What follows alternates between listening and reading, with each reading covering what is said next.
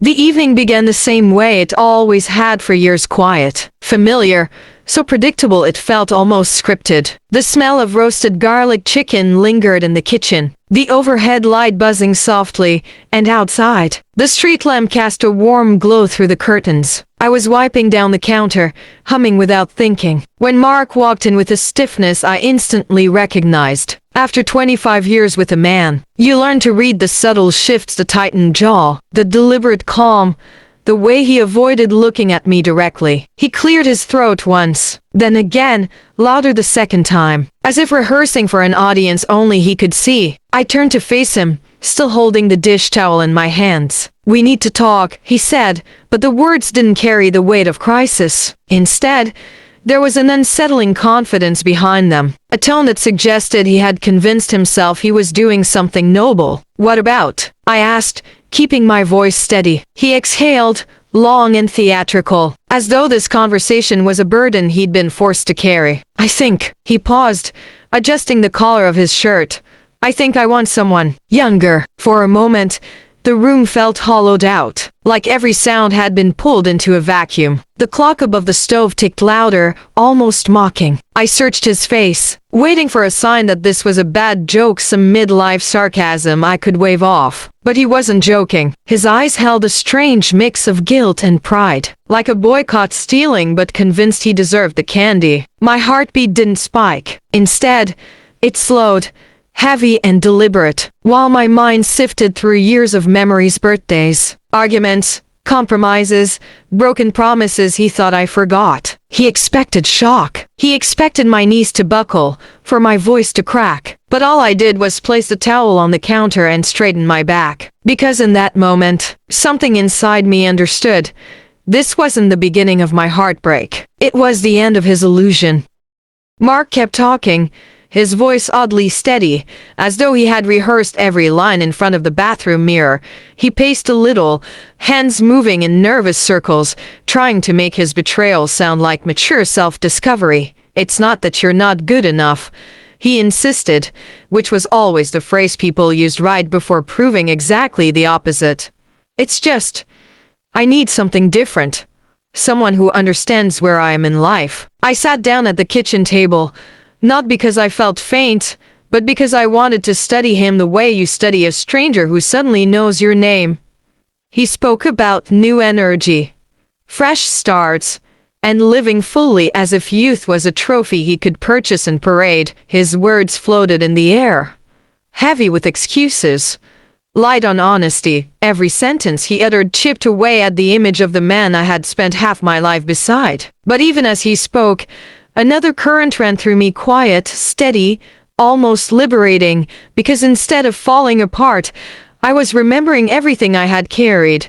The nights I stayed awake nursing fevers, the years I worked extra hours so he could finish his degree, the countless moments when I chose family over my own dreams. I remembered the promises he made, the ones he thought age had made me too tired to recall. He believed this revelation would shatter me. He believed I would cling to him like a woman drowning. He believed I still needed him to define my worth. But as his monologue stretched on, I realized the most surprising thing of all. The shock I felt wasn't from losing him. It was from discovering just how little he understood me after 25 years. When Mark finally stopped talking, the kitchen fell into a thick, uncomfortable stillness. I didn't rush to fill the silence. I simply folded my hands on the table and looked at him, really looked at him. The man who once could read my moods with a single glance now couldn't decipher the calm on my face, and the longer I stayed quiet, the more uneasy he became. He shifted his weight from one foot to the other, cleared his throat again, then forced out a chuckle that died almost instantly. "You're taking this well," he said, but it sounded more like a question than an observation. His eyes darted around the room, searching for signs of the explosion he expected: tears, raised voices, accusations. He seemed almost disappointed not to find any. Inside, I felt a slow burning clarity spreading through me, like stepping into sunlight after a long winter. His words hadn't broken me, they had simply confirmed what I had sensed for months. The late nights, the sudden gym membership, The new cologne he claimed was on sale, the careful distance he had placed between us. He thought he had fooled me. He had fooled only himself. He rubbed the back of his neck, a gesture he always made when he was losing control of a situation. "Aren't you going to say something?" he asked, his voice quieter now, almost pleading. He wasn't used to me withholding my feelings. For years, I had been the emotional anchor in our home, the one who soothed, explained, held things together. Now, he was the one unraveling. I finally lifted my gaze to meet his, and something in my expression, steady, unreadable, unshaken, made him step back slightly. He expected a woman wounded.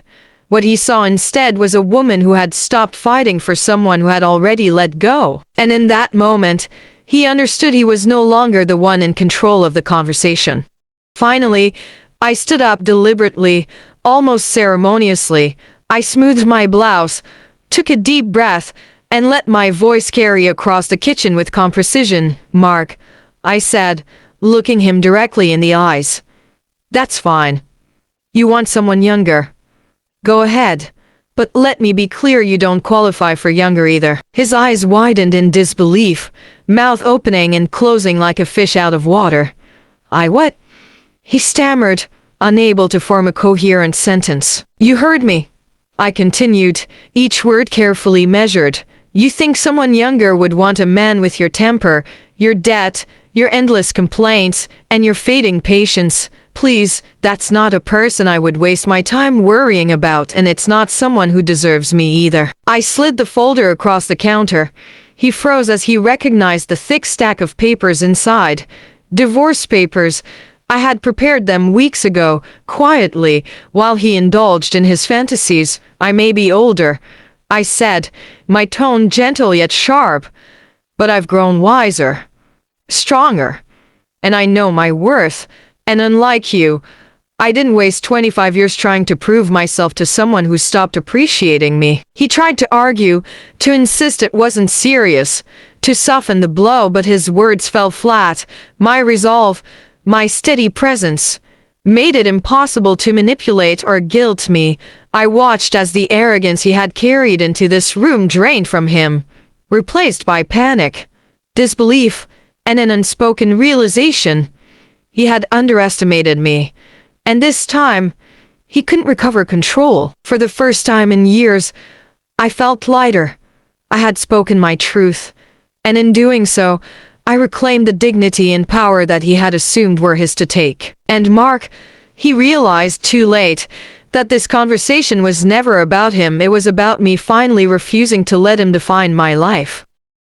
Mark stood frozen, the weight of his own choices pressing down on him like a physical force. He stammered, tried to argue, to negotiate, even attempted a half-hearted apology, but none of it reached me. I had already made my decision. After 25 years of compromise, patience, and sacrifice, I was done allowing him to define my worth. I calmly packed a small bag, each movement deliberate, almost ritualistic. I didn't need drama or anger to mark my exit. This was about reclaiming myself. As I zipped the bag, I noticed the flicker of fear in his eyes, a reflection of the reality he had ignored for too long. He wanted youth, excitement, someone new, but what he failed to see was that freedom, confidence, and self-respect were far more attractive than any temporary thrill. I walked out of the house with a sense of peace I hadn't felt in years.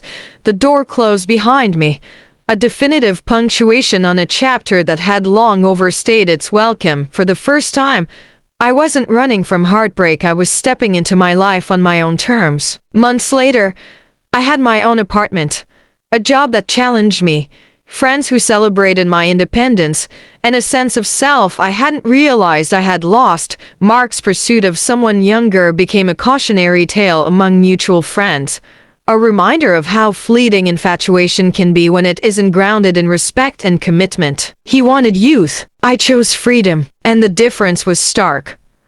While he chased illusions, I built a reality where I mattered, where my worth wasn't contingent on someone else's whims. I had not only survived, I had thrived. And in that quiet, undeniable triumph, I understood the truth of what I had always known. Love is never about age, but about respect, trust, and shared growth.